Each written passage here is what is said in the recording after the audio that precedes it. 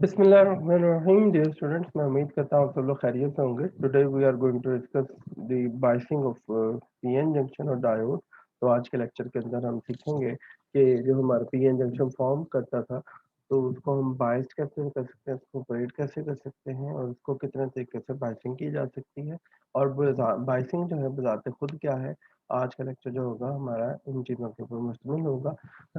तो this topic is related to our course Basic Electronics PHY 323 BS Software Engineering Morning and second semester Spring 2021. तो अभी तक हमने अपने पिछले लेक्चर के अंदर जो है वो बेसिक्स ऑफ सेमीकंडक्टर्स के बारे में पढ़ा था and why we prefer semiconductors. और फिर हम सेमीकंडक्टर्स की इलेक्ट्रॉनिक प्रॉपर्टीज को किस तरह से ट्यून कर सकते हैं वो हमने ट्यूनेबिलिटी ऑफ सेमीकंडक्टर्स के हवाले से पढ़ा. और फिर देखा कि हम डोपिंग करके डिफरेंट टाइप्स के जब semiconductor P type N type बना लेते हैं तो फिर इससे हम डिवाइसेस कैसे बना सकते हैं. आफ्टर दैट हम डिफरेंट टाइप्स ऑफ डिवाइसेस के ऊपर बात की. Two terminal devices, three terminal devices, फिर then we talk about the basic fundamental principle and the phenomena and the basic, you can say, a junction between the p type and n type. हम उसे p n junction formulation कहते थे, वो पढ़ा. After that and then we have also discuss about that कि अगर हमें P N junction समझ आ जाएगा तो फिर हम टू टर्मिनल डिवाइसेस वगैरह भी समझ सकते हैं. तो आज का लेक्चर इसी मकसद का एक हिस्सा है जिसके अंदर हम टू टर्मिनल डिवाइसेस और पी एन जंक्शन की अंडरस्टैंडिंग को आगे बढ़ाएंगे. और today we will discuss about the biasing of PN junction. क्या आपने पीएन जंक्शन बना लिया है और उसको आप बायस करते हैं तो उसकी हमने दो तरह की बायसिंग पढ़नी है. फॉरवर्ड बायसिंग आज पढ़ेंगे और रिवर्स बायसिंग पढ़ेंगे.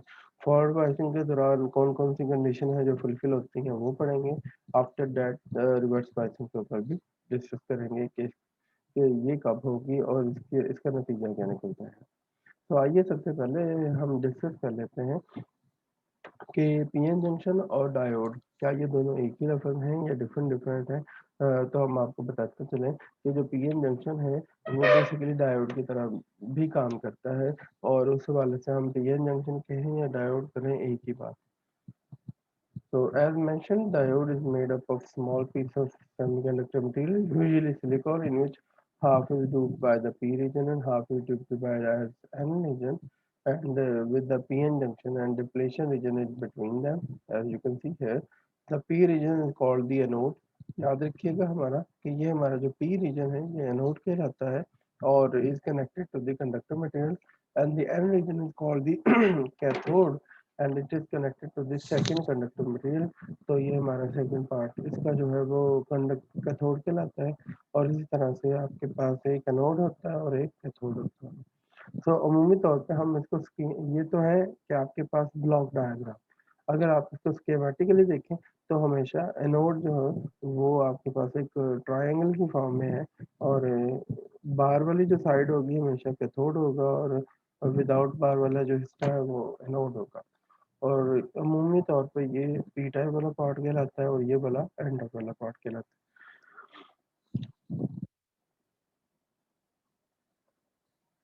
तो the other part is the biasing of diode. तो उस हवाले से देखा जाए तो आपके पास बायसिंग क्या है.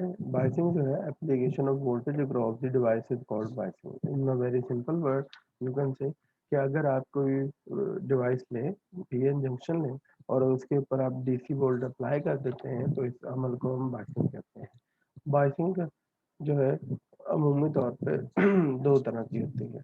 आप डिपेंड करता है कि आप किस तरह की डिवाइस को इख्तियार करते हैं और किस तरह से इसको बायस करते हैं. तो उस हवाले से आप एनोड के साथ एक बैटरी को अटैच कर दें और उसका कनेक्शन कैथोड के साथ कर दें. और दो चीज़ों पे ये बायसिंग के वैल्यू डिपेंड करती है या टाइप डिपेंड करती है. जैसा कि आप देख सकते हैं कि ये पी का पॉजिटिव के साथ जुड़ना और नेगेटिव का इनके साथ जुड़ना. और ऑब्वियसली यहाँ पे भी जो है बायसिंग वोल्टेज होते हैं वो भी ज़रूरी हैं. इसको हम वी बायस कह सकते हैं. ठीक है जी. तो वो बैटरी के वोल्टेज जो बायसिंग के लिए यूज़ होते हैं हम उसे वी बायस कहेंगे. और ये जो डिप्लीशन रीजन है इसके अंदर पोटेंशियल बैरियर वाले वोल्टेज होते हैं वो तो हमारे पास असली तौर पे ये 3 फैक्टर्स हैं। एक है जी एनोड और कैथोड, एक है बैटरी वाला हिस्सा और तीसरा जो है आपके पास पोटेंशियल डिफरेंस वाला पार्ट। तो यू कैन सी हियर कि यहाँ पे 3 फैक्टर्स हैं जिनकी बुनियाद पे हम चीज़ों को कंपेयर कर सकते हैं। तो इस हवाले से हमारी बाइसिंग की 2 टाइप्स हैं। एक है जी फॉरवर्ड बाइसिंग, जो पहला पार्ट है, और दूसरा पार्ट जो है वो रिवर्स बाइसिंग है। तो फॉरवर्ड बाइसिंग और रिवर्स बाइसिंग जो है ये मेजर हिस्से हैं बाइसिंग के। आइए सबसे पहले देखते हैं कि फॉरवर्ड बाइसिंग से क्या मुराद होता है। फॉरवर्ड बाइसिंग जो है is the condition that allows the current through the PN junction. ये वो कंडीशन होगी अगर जब हम पीएन जंक्शन को फॉरवर्ड बाइस करेंगे तो इसमें से करंट फ्लो करता है, और जैसा कि आप फिगर में देख सकते हैं। और DC voltage across the source connected to the conducting material across the diode in the direction to provide the forward bias. This external bias voltage is designated as V bias. तो आप देख सकते हैं कि यहाँ पे हमारे पास जो सबसे पहली कंडीशन है अमूमी तौर पे वो ये लिखी जाती है कि जो सबसे पहला पार्ट है वो ये है कि आपका जो हिस्सा पॉजिटिव के साथ है। मैं इसकी स्कीमेटिक डायग्राम से शुरू कर रहा हूँ। तो उस हवाले से आप देख सकते हैं कि ये वाला पार्ट पॉजिटिव पी टाइप है और ये वाला हिस्सा क्या है एन टाइप। तो this is P type part, this is an type part. Okay, after that आप इसको ज्वाइंट कर रहे हैं किसके साथ, एक बैटरी के टर्मिनल के साथ, और इसको आप सेकेंड बैटरी के पार्ट के साथ ज्वाइन करते हैं। So if P is connected with the positive terminal of the battery and N is connected with the negative terminal of the battery, तो तब आपके पास यहाँ पे क्या होगा, this was is the first condition कि अगर आपका P पॉजिटिव टर्मिनल के साथ अटैच हो और N जो है वो नेगेटिव टर्मिनल के साथ अटैच हो, तो इसको हम क्या कहेंगे कि this is the first condition कि ये फॉरवर्ड बाइसिंग है। तो ये आपके पास क्या है जी, पहली कंडीशन है जो कि आपको क्या कर रही है, फॉरवर्ड बाइस करके दे रही है। तो इसको आमतौर पे हम शॉर्टली लिख सकते हैं कि इसको एफ पी भी लिखा जाता है, and it is the condition for F P. So this is the forward बाइस कंडीशन। ओके, अच्छा तो सेकेंडली था, अगर आपको याद हो तो हमने कहा था कि ये वाले बैटरी के जो वोल्टेजेस हैं ये कहलाता है वी बायस, और जो पोटेंशियल बैरियर वाले वोल्टेजेस हैं वो कहलाते हैं वीबी। वीबी जो है actually depends upon you can say the three factors. किस किस के ऊपर वीबी डिपेंड करता है, वीबी पोटेंशियल बैरियर के वोल्टेजेस जो हैं वो नेचर ऑफ मटेरियल के ऊपर डिपेंड करेगा कि कौन सा सेमीकंडक्टर मटेरियल लिया हुआ है। वीबी हर एक का डिफरेंट है। अगर आप सिलिकॉन लेते हैं तो वीबी की वैल्यू है सिलिकॉन के लिए 0.7 volt. So this is the 0.7 volt.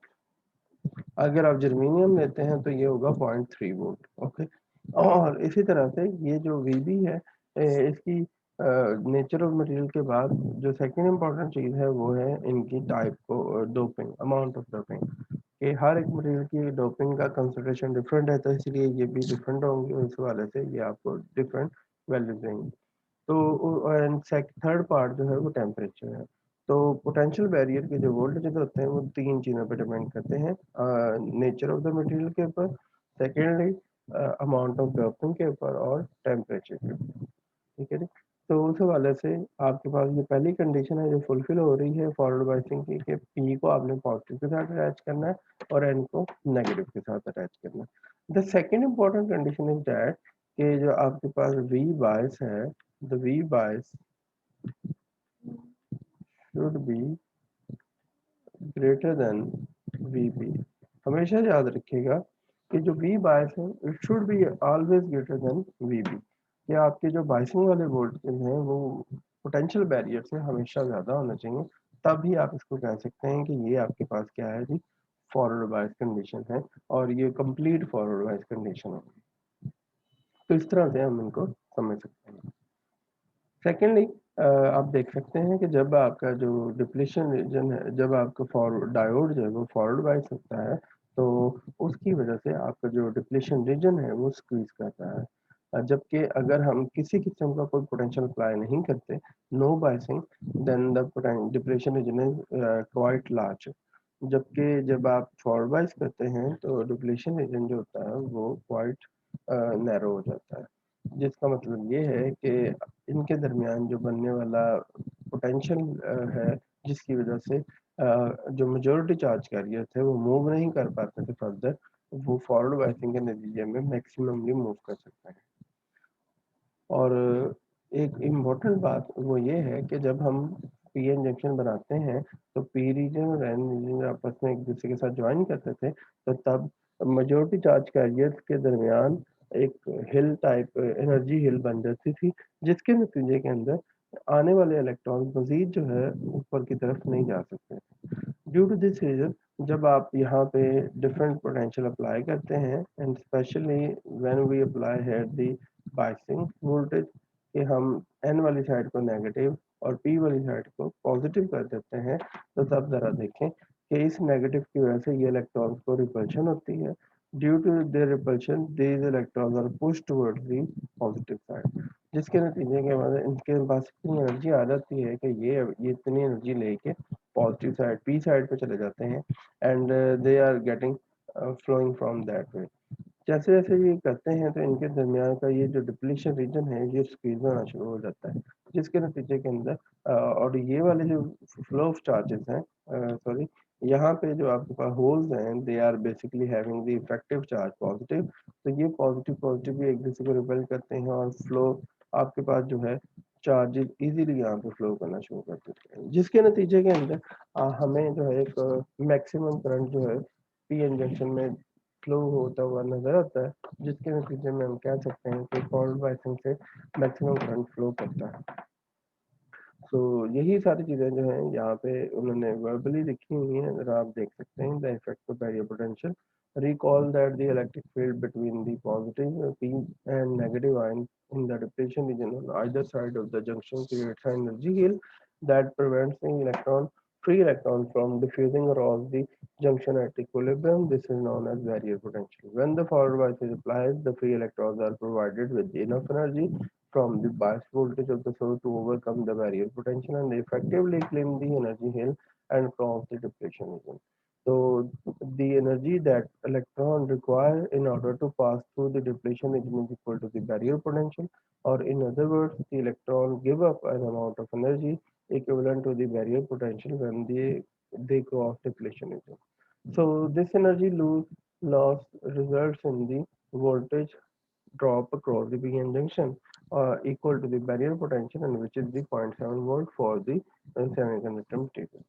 In addition to this, the small voltage drop across the P and N region due to the internal resistance वो भी होता है, और internal resistance की वजह से अगर वो small होगी तो वो आपके पास dynamical resistance होगी, forward bias condition के अंदर dynamical resistance होती है, जबकि जो reverse bias condition होती है उसके अंदर large resistance के तौर पे या फिर उसे reverse resistance के तौर पे जाना जाता है, और वो बहुत ज़्यादा होती है।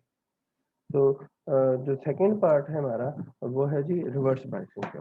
तो रिवर्स बाइसिंग की कंडीशन क्या है? It's basically reverse of the forward बाइस कंडीशन, कि जो हमने फॉरवर्ड बाइस कंडीशन के अंदर बातें पढ़ी हैं उसी का आउट जो है वो आपके पास क्या बनता है, वो फॉरवर्ड रिवर्स बाइस कंडीशन का बनता है। यू कैन सी है reverse biasing is a condition that essentially prevents the current through the diode.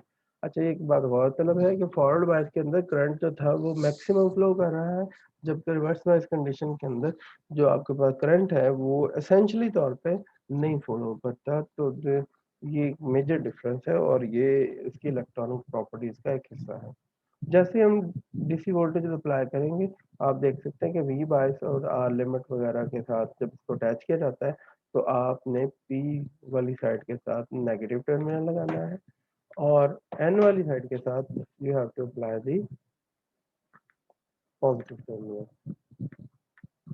जिसके नतीजे के अंदर we have here the negative और ये पॉजिटिव वाले एक दूसरे के साथ अटैच होने के बाद have the reverse condition. Due to this reverse condition अब यहाँ पे जो करंट है it will be the approaches to zero. इसकी बुनियादी वजह क्या है कि रिवर्स करंट ऐसा क्यों करता है, जरा देखिएगा। यहाँ पे जब ये काम किया जाता है रिवर्स करंट का, तो रिवर्स करंट जो होता है ये वो करंट है जब हम रिवर्स बायस करते हैं। फॉरवर्ड करंट भी इसी तरह से होता है, ये वो करंट होता है जब आप फॉरवर्ड बायस करते हैं किसी डिवाइस को और इसके नतीजे में करंट फ्लो करता है। So the reverse current, that extremely small current that exists in the reverse bias after the transition current dies out is caused by the minority carriers in N and P type region and that are produced by the Thumb generated electron hole pair. So as you can see here, the small number of free minority carriers in P. अब you can see here कि यहाँ पे अब negative charge है और यहाँ पे आपके पास क्या है जी, पॉजिटिव है। मीन से यहाँ पे लो पोटेंशियल, यहाँ पे हाई पोटेंशियल है। और this due to this negative charge यहाँ पे मौजूद पी टाइप रीजन के अंदर इलेक्ट्रॉन्स हैं। इलेक्ट्रॉन इस नेगेटिव चार्ज के नतीजे के अंदर क्या होंगे जी, रिपेल होते हैं। रिपल्शन के नतीजे के अंदर ये इलेक्ट्रॉन पुश किए जाते हैं towards the depletion reason. In the same way यहाँ पे आपके पास मौजूद जो है एन साइड के अंदर पॉजिटिव चार्ज है, जिसके नतीजे के अंदर आप इस एन रीजन के अंदर मौजूद जो होल्स हैं वो आगे की तरफ towards the depletion region move करेंगे, जबकि जो इलेक्ट्रॉन्स हैं minority charge majority charge carriers हैं वो इसकी तरफ मूव करते हैं।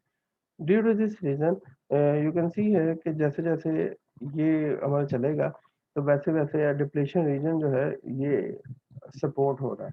ये इलेक्ट्रॉन इलेक्ट्रॉन इसको सपोर्ट करके एक और लेयर डिपॉजिट कर रहे हैं और यहाँ पे होल एक दूसरे को सपोर्ट करते हुए एक और लेयर डिपॉजिट करते हैं। ड्यू टू द डेपोजिशन आप देख सकते हैं कि पहले एक लेयर थी इलेक्ट्रॉन की और होल्स की आयंस की, अब जो है आपके पास डबल लेयर हो। Due to their double layer जो करंट है उसके फ्लो को गुजरना मुश्किल हो जाता है, जिसके नतीजे के अंदर फॉर रिवर्स बायस कंडीशन के अंदर जो करंट है वो सिरे से फ्लो ही नहीं करता, और अगर फ्लो करे भी तो बहुत थोड़ी अमाउंट में फ्लो करता है। और अगर आप देखें तो जब हम बायस करते हैं तो उसके नतीजे के अंदर जो डिप्लेशन रीजन है वो हमारा ट्यून किया जा सकता है। डिप्लेशन रीजन की जो विड्थ है वो कंट्रोल की जा सकती है और उसके रीजन को कम या ज़्यादा किया जा सकता है, जैसा कि आपके सामने एक्सप्लेन किया गया है।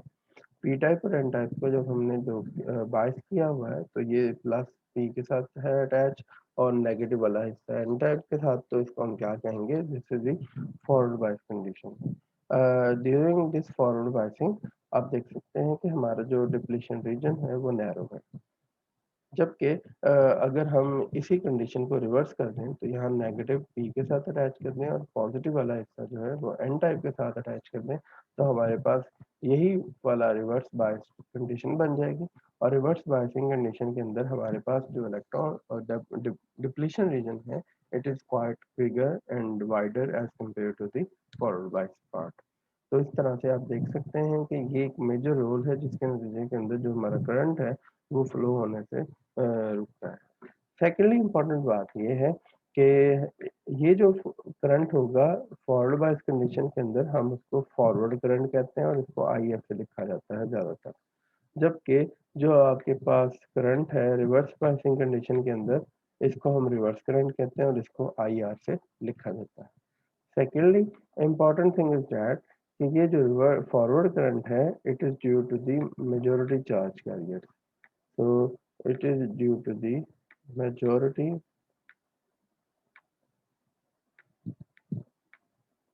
charge carrier. So this is for the majority charge carrier, charges की वजह से होता है।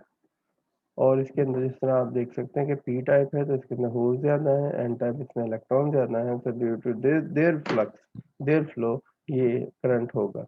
जबकि आपके पास जो रिवर्स करंट होगा it's due to for the minority carrier, minority carriers की वजह से होता है। तो ये माइनॉरिटी कैरियर्स की वजह से पाए जाते हैं।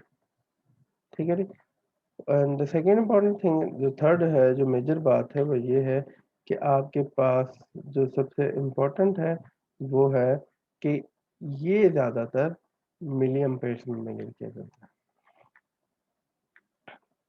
मिली एम्पेयर्स में मेजर किया जाएगा। It could be of 10⁻³ -3 ampere और जबकि ये वाला जो हिस्सा है ये आपके पास मेजर किया जाता है 10 माइक्रो एम्पेयर में। तो this is the range of micro ampere. Forward current की जो रेंज है वो मिली एम्पेयर के अंदर राउंड होती है, जबकि आपके पास जो you can say reverse current है वो माइक्रो एम्पेयर में आता है। You can say 10⁻⁻6 ampere.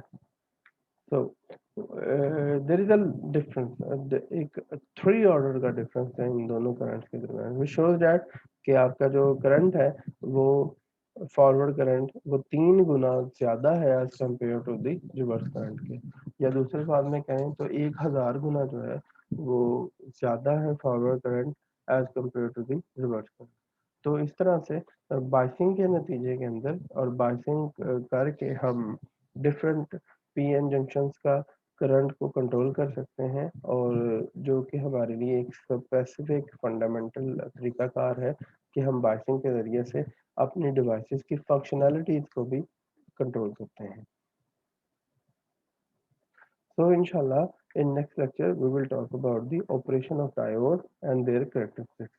कि इंशाल्लाह नेक्स्ट लेक्चर में हम ये देखेंगे कि हमने ये जो आज डायोड के बारे में या पीएन जंक्शन के बारे में बाइसिंग की चीज़ों को पढ़ा है, तो हम इसको अप्लाई कैसे कर सकते हैं और इसके ऑपरेशंस कैसे कौन कौन से कर सकते हैं, और एज सच हम जो है वो voltage current characteristics of the diode इस तरह से स्टडी कर सकते हैं। इंशाल्लाह नेक्स्ट लेक्चर के अंदर हम इन सारी चीज़ों के ऊपर डिस्कशन करेंगे। तो मैं उम्मीद करता हूँ आपको आज का लेक्चर समझ आया होगा। फिर भी किसी किस्म का कोई प्रॉब्लम हो तो आप हमारे इंटरेक्टिव सेशन को ज्वाइन करके अपनी डिस्कशन और क्वेश्चन पूछ सकते हैं। Zoom meeting, WhatsApp group and YouTube comment section के ज़रिए से आप अपने सवालात और अपनी कन्फ्यूजन दूर कर सकते हैं। अपना ख्याल रखिएगा जी सब लोग। अल्लाह हाफ़िज़।